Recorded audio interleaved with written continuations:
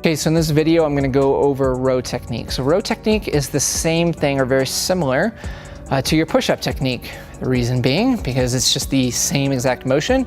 You're just pulling instead of pushing, but the same motion through the shoulder and the scapula, or the shoulder blade working together is what's driving that motion, okay? So whenever we're doing a row, whether it's an inverted row, some kind of dumbbell row, whatever it may be, we're going to focus on the same general principles. So let's go over what that looks like. So the first thing is going to be your spinal position. So whenever you're doing a row, we don't want to be in this arch and extended position. Whenever you do that, you're flattening your thoracic spine or your upper back. You have a rounded scapula.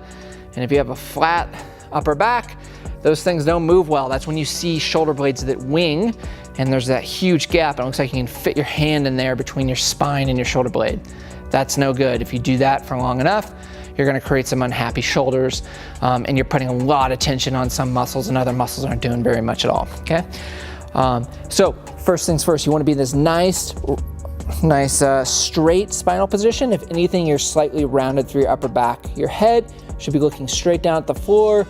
You don't want it dangling down like this, but you're just looking straight ahead. And typically all our rows, if it's a single arm, we're gonna have a push-pull motion to where if the arm is pulling, the other one is actively reaching, and that's to help drive some of this motion from side to side.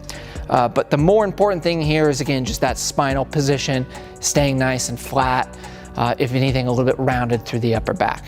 To do that, you need to keep a little bit of ab tension. If you release that ab tension, that's when you'll arch and extend your lower back. Typically when you extend your lower back, your upper back goes along for the ride and you just get this global, like lots of extension. You'll feel lots of tension through your whole back. Again, we want to avoid that, okay? You want to be in this more neutral position to where you got some tension here. Doesn't mean that back's doing nothing, but it's not taking over and leading to this kind of position here, okay? When you do that, that's going to allow the shoulder and the shoulder blade to work together to move on the rib cage through the full range of motion. So at the bottom position, you want to let that weight pull you down. Again, you're not just dead hanging, but you're letting the weight pull while still keeping a little bit of activity here till that shoulder is almost fully relaxed. And then as you engage the movement, you want to think of pulling the shoulder down towards the hip. The biggest mistake I see are people elevating the shoulder like this. So the shoulder goes towards the ear instead of toward the hip, okay? So you want to think of down and back. Think of touching your elbow, putting it to your back pocket, or pinching your shoulder to this opposite back pocket here, your shoulder blade to there, okay? Any of those external cues can be really helpful. So think of pulling the shoulder down towards the hip and finish with that shoulder and arm moving together. The second mistake I tend to see a lot is the shoulder rolling forward. So you're so focused on getting your hand towards the body that you let the shoulder take over like this, and you're letting the pec actually shorten and take over, and that's going to lead to an unhappy shoulder over time. So you're better off doing a little bit lighter weight, again, initiating, finishing all the way up here. So a good rep looks like this.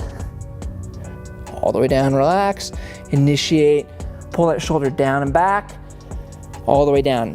When your checkpoints are at the top, you should feel this muscle in your lower back, right between your shoulder blade and your spine. You should feel that work. You should feel this whole lat working. And again, the arm's gonna contribute as well, but it's not the prime mover.